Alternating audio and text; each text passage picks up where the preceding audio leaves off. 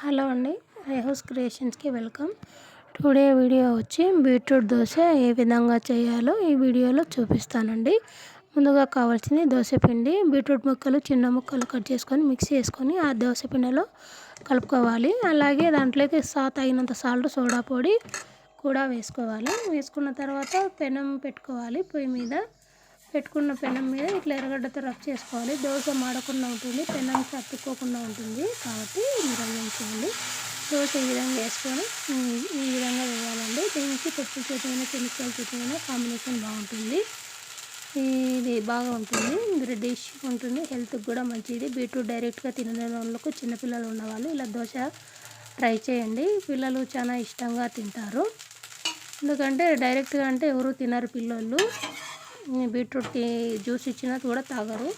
ఇలా దోశ అయితే ఏదో ఇది కలర్ఫుల్గా ఉంది అని తింటారు. ఇలాంటి మోర్ వీడియోల కోసం మా ఛానల్ లైక్ చేయండి, షేర్ చేయండి, సబ్స్క్రైబ్ చేసుకోండి.